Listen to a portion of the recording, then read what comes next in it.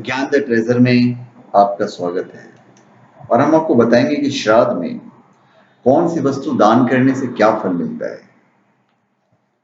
पितृ पक्ष के 16 दिनों में श्राद्ध, तर्पण, पिंडदान यदि कर्म कर पितरों को प्रसन्न किया जाता है।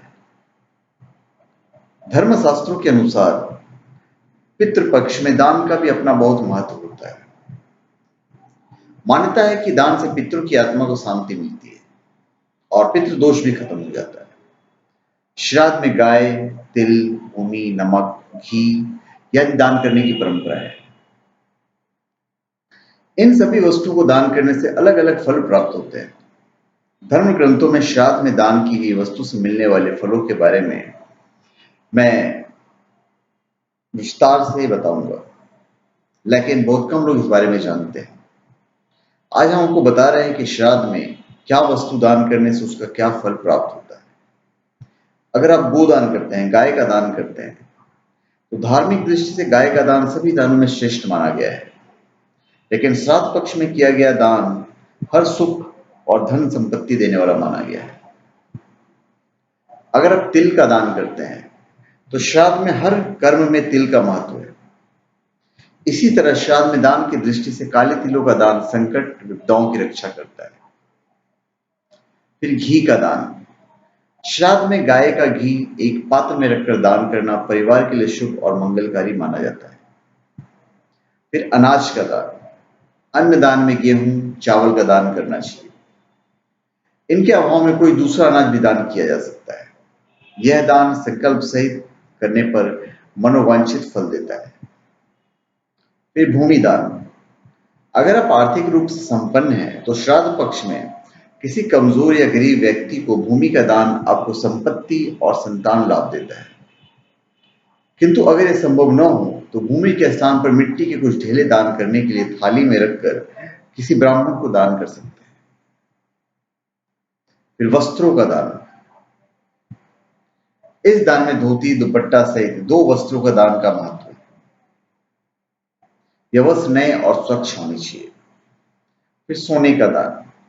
सोने का दान कलह का नाश करता है, किंतु अगर सोने का दान संभव न हो तो सोने के दान के निमित्त यथाशक्ति धन दान भी कर सकते हैं।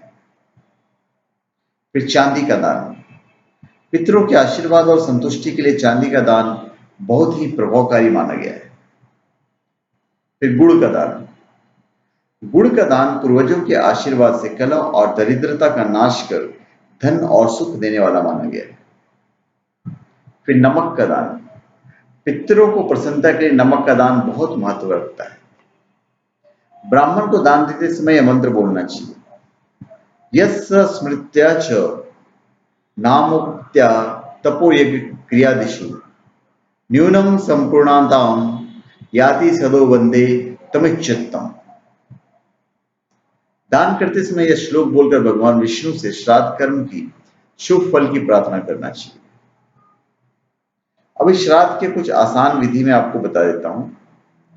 आश्विन पक्ष में जिस दिन पूर्वजों की श्राद्ध तिथि है, उस दिन पितरों की संतुष्टि के लिए श्राद्ध विधि विधान से करना चाहिए।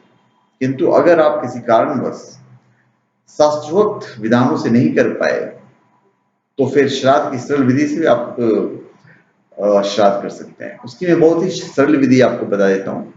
सुबह उठकर स्नान कर देव स्थान और पितृ स्थान को गाय के गोबर से लीप कर वह गंगा जल से पवित्र करें। घर के आंगन में रंगोली बनाएं। महिलाएं शुद्ध होकर पितरों के लिए भोजन बनाएं। श्राद्ध का अधिकारी श्रेष्ठ ब्राह्मण को न्योता देकर बुलाएं। ब्राह्मणों से पितरों की पूजा तथा तर्पण करवाएं। पितरों के निमित्त अग्नि में गाय का दूध, दही, घी और खीर अर्पित करें। गाय, कुत्ता, कौवा व अतिथि के लिए भोजन से 4 ग्रास निकालें। ब्राह्मण को आदरपूर्वक भोजन कराएं। मुख शुद्धि, वस्त्र, दक्षिणा आदि से सम्मान करें। ब्राह्मण स्वस्ति वचन तथा वैदिक पाठ करें व गृहस्थ व पितृ को प्रति शुभकामनाएं व्यक्त करें। तो धन्यवाद। आप हमारे चैनल पे सब्सक्राइब करें और अपने कमेंट दीजिए। धन्यवाद।